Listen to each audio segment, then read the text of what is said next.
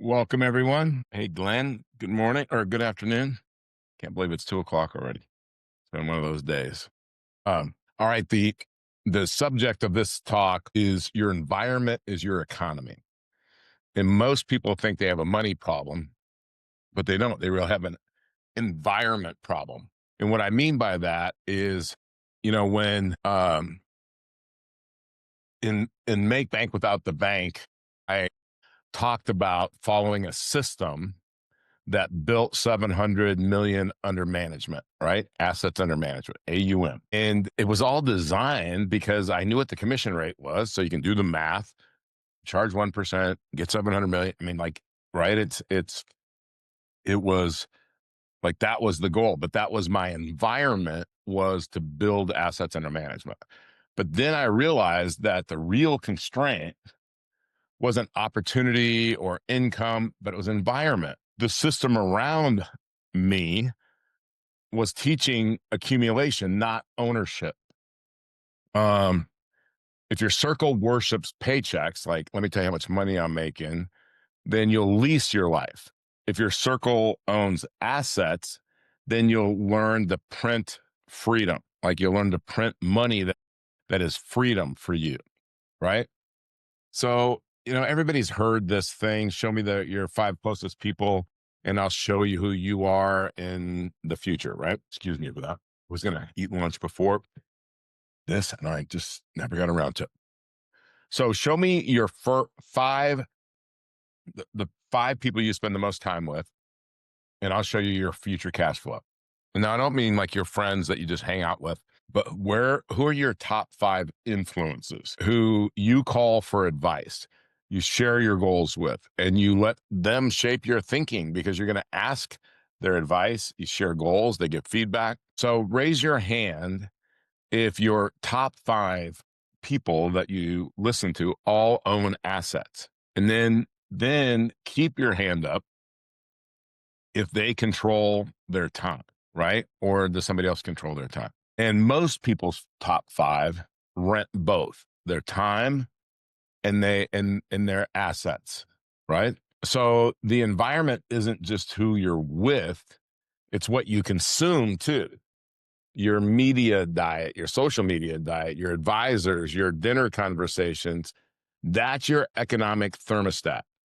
Like, are you in an environment? Are you with people that are on the same track? We've talked about, if you want something, you go find somebody who has what you want and you do what they did, or you get them to mentor you, or you get in a mastermind where other people are trying to do the same thing. Now, I mean, it's like, how much time are you spending in that cash flow, positive, you know, good energy environment? If it's not the majority of your time, then you're going and they're creating the wrong environment. So, because proximity is programming. So, from owner shift principle, most people stay in the herd because it's comfortable, and the herd is broke.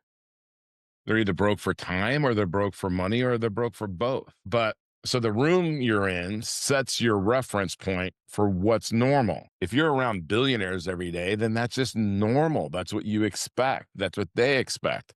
If you're around positive people that are in shape, that are concerned about their health, that are, looking out for what they eat, then that becomes your normal.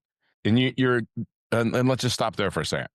So last night, I don't know if I share this, but I had a first date with this woman who's a teacher in Fort Myers. And, she's from Texas, blah, blah, blah, blah, blah. But she's a teacher and a personal trainer, like in the evenings and the weekend. And so we kind of went through things, the meat, because it's hard when you date somebody who doesn't eat meat, right? Do you eat beef? Do you like what do you think of food, right? And so we started talking about that. And we were in alignment on a lot of those things, right? Like supplements and peptides and all of that stuff. If I would have gotten there and it's like, okay, I don't eat meat and I don't really like to see people eat meat and I don't eat this and I don't eat that. And well, then we're not on the same page and it's always going to be this conflict. Or if it was just somebody that didn't care about what they ate. What do you like to eat? Man, I love pizza and wings. Like I love pizza and wings. Do I eat that very often? Not very often. So like, but if somebody really has to have that every week and you got to have Taco Tuesday on Tuesday night, you got a pizza on Friday night, well, that all kind of adds up and it would be in conflict to what I'm trying to do. So then I wouldn't reach my goals. That person would actually be slowing me down to reach my goals. But if I met somebody who was better than me, who grew all their own food and it all had all the nutrition, did cooked at home 90% of the time, all of these things, right? Then that would make me better. I would start to become more like that person. So your language dictates, or I'm sorry, your environment dictates language. Language dictates beliefs, and beliefs dictate behaviors. Your environment, you start to, that dictates your language. Your language dictates your beliefs, and your beliefs dictate your behaviors. So your environment dictates your behaviors. So when you stop talking about rates of return, when I stopped talking about rates of return in my business and started talking about velocity and control, my entire life shifted. My entire life. It was that little mindset shift. And remember, you don't rise to your goals, you default to your environment. The SEALs say you don't rise to your mission, you fall to your training or something like that. So that's really important because in what environment are we talking about when we talk about infinite banking? And we're talking about environment engineering, your owner system. And here's your 3-lever owner system: recapture payments, you become your own banker, you stop renting money. 2, capital or warehouse capital, you store cash where you control access, not a bank. Okay. Again, I'm going to say that you store cash where you control access, not a bank. And then velocity to assets. You deploy that capital into real assets, businesses, real estate, IP, deals, whatever it is. And make bank without the bank. We talked about how your dollars do double duty and you earn inside the policy while you're buying the next asset. And remember, freedom isn't about how much you make. It's about how many systems work when you don't. So I had a guy today, it's been a client for a while, and he was trying to figure out the accounting in his infinite banking system. But what he was focusing on was just the insurance contract. So he has about $1 million out there in loans, right? It's great for him.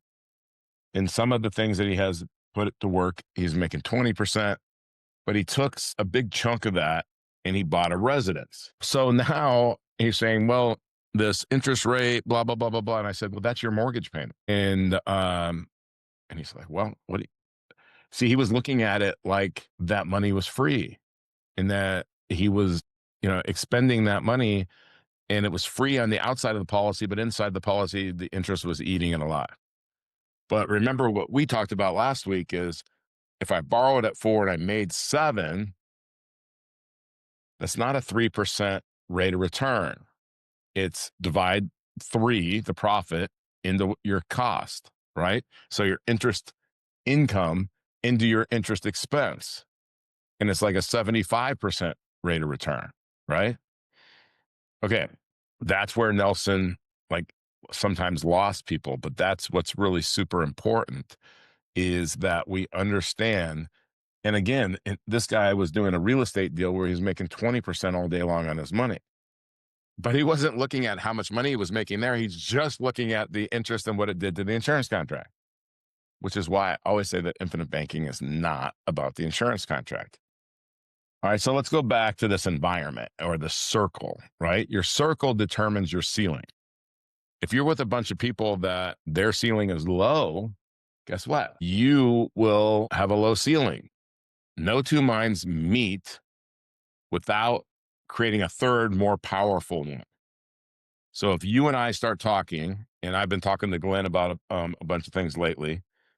So Glenn has an idea, I have an idea, Glenn has an idea, he has I have feedback, he has feedback. Together, our minds are more powerful than apart. And they're more powerful than just the two of us.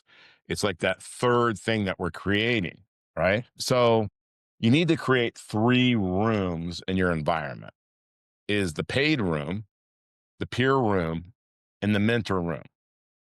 Okay, so the paid room is you go out and buy a course, a book, coaching, any of those things where you have skin in the game. Your peer room is like here in the community, iron sharpens iron, right?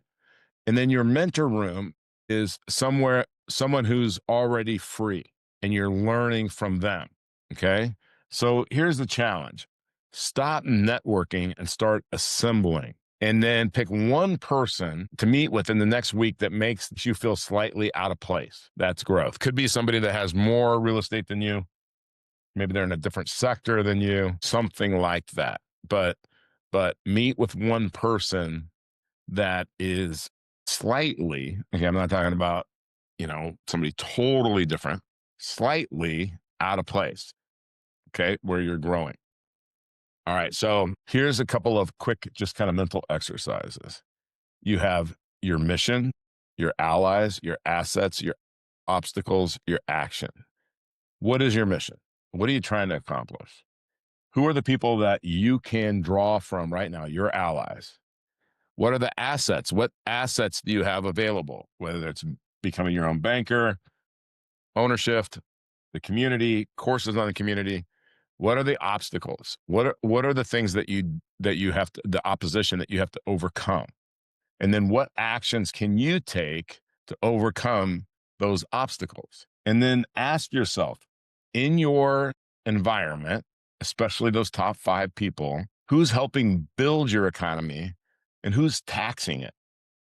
Who's the energy vampire that you're letting in your life right now? All right. So what I want you to really do is I want you to write down your top 5. Okay. You don't have to do it right this second. You can if you want. I want you to write down your top 5 and really be honest with yourself. Audit your top 5 and see, are these the people I want to become? If they're not, then you got to change that top 5, bottom line. And again, are they building your economy? Or are they taxing it? Are they energy vampires? And then name one ally to add, and one relationship to sunset, and then one system to install. So those are your 3 things. Okay. One ally to add, one relationship to sunset, especially as your top 5, and one system to install. Could be, I'm going to read every day, whatever it is. And then again, remember from ownership, don't wait for others to solve problems. Vision plus control equals freedom. So go to if you haven't read Ownership, read Ownership, understand that. Don't wait to solve problems. All right. So here's kind of a 7-day thing. And you can write this down. I'm going to give you some action things to do in the next 7 days. And if you need to adjust this a little bit, then adjust it a little bit. Okay. This is your thing. Okay. These aren't my marching orders. These are your practical marching orders, and you can adapt it to you and your lifestyle or where you're at in your journey. But day 1 has to be what I just said to you, is audit your top 5. Meaning ask the tough questions. Ask the tough questions about those top 5. But the easiest question is, do I want to be them? If the answer is no, then that person needs to be sunset in that top 5. Day 2 is replace one negative input. One thing that is in your life that is a negative input, replace it with a positive input, or at least one that's negative. Okay. And then map out who your allies are, the assets that you have available to you. That's day 3. Okay. First 3 days, pretty simple, right? Not easy, but pretty simple. And then day 4, schedule a lunch with someone ahead of you, meaning somebody that is, got more in their infinite banking system than you, more real estate than you, more businesses than you. Schedule a lunch with them. Okay. Day 5, set a monthly cash flow goal, not net worth, monthly cash flow. If it's, I want 50 grand a month, I want $100,000 a month, whatever it is. Now, if I said it's $15,000 a month, it's not hard to get excited about that. But what's that going to do? Maybe it's going to make you financially free. You're going to pay all your bills. But if I say $100,000 a month, $1.2 million a year passive coming in, right? You say, man, Jim, that's more than I need. That would allow me to take advantage of more opportunities to give back more to my community. I get more excited about those big goals. Okay. So set a monthly cash flow goal, not net worth, and put that on a card or put it on your mirror or put it on your wall, put it on a sticker somewhere, constantly reminding you. Day 6, eliminate uncomfort activity that dulls your edge. Watching TV for hours and hours and hours, scrolling on social media, going out to eat with somebody who wants to eat bad. Eliminate one of those comfort activities that dulls your edge. And only you can answer that or say, what dulls my edge? Okay, here's day 7. This is where it really, the rubber hits the road. Join a new room, okay, whatever that means to you, that scares you a little. Could be a mastermind, could be just a whatever group, B&I group, could be, I mean, honestly, I don't care if it's like Toastmasters, something that scares you a little, not scares you into, freezing, but scares you a little. And then post it where you see it every morning. Habits follow environment. Look at the stuff on my vision board. I mean, I need to redo it because some of the things I've already done and some of the things like I need to update and reevaluate, right? But it needs to be where you see it every morning, and habits follow environment. Habits follow environment. Change your environment, you change your habits. If your environment is weak, your dreams are on life support. You cannot have a crummy environment and set the world on fire. You can't. And remember, there's a difference between being in control and being in containment. And your owner's environment intensive is deciding that you're going to audit your circle, you're going to install the OES, and you're going to design your strategic circle of people. And just remember, you don't fix your economy by earning more. You fix it by upgrading your environment. That decides what you think is possible. Your environment decides what you think is possible. If you're in a great environment, then then anything is possible. If you're in a crummy environment, then nothing is possible. So, okay, perfect. Okay. So let me go through the chat. That's pretty much all I had. Angela brings up a great point. What food do I bring in my house? I talk about when I see my ex-wife, she always says, like, wow, you look great. You're in, whatever shape, right? And I want to say, I changed my environment at home. Great point, Angela. I don't have chips in my house because you know what? I'll eat them. I don't have crackers. I don't have processed carbs. I don't have lunch meat. I don't have any of that stuff. Not because I don't like it, not because I won't eat it. I will. That's the problem. But I get to create my own environment. So then if I were going to live with somebody and they didn't have that environment or they didn't have the same mentality, I don't care if I still am super strong about it and they're weak about it. Together, I become weaker, they become stronger. That's an out of balance relationship, right? If they are strong and I am strong and I'm committed and I'm trying to go to where they are, not have them meet me dumbed down, then I become stronger. They become stronger because their environment is stronger, right? They're dictating their environment because they're the ones with the strength. Nathan says, I'm the same way. I munch on too much, so I just don't buy it. Yeah. I can control my environment. I get to decide who is in my inner circle. And if somebody says, hey, I think organic food is crap, I don't believe in organic. What is a little bit of chemicals going to do to me? Well, that's not somebody that I want to be. If I want to be as healthy as I can be, I can't have that person in there. It's somebody, my friends at the golf course. I don't have to work out like you. I'm married. Okay. That's not somebody I want in my environment. Those are my golf buddies. That's where it ends. And if I play golf with shitty golfers, guess what I'm going to be? a shitty golfer. If I play golf with great golfers, guess what I'm going to be? I'm going to be better. And eventually I'll rise to that. I'll watch how they conduct themselves on the golf course.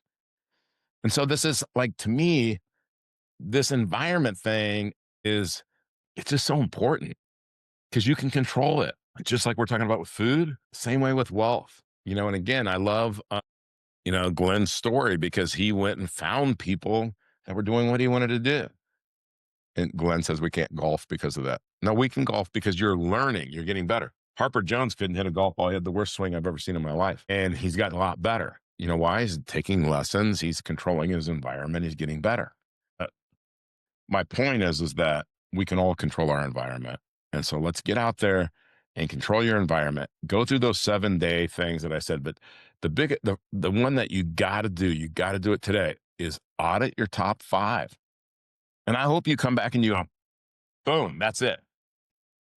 It's like this one little simple thing, but if we can control our environment, we can control our outcome.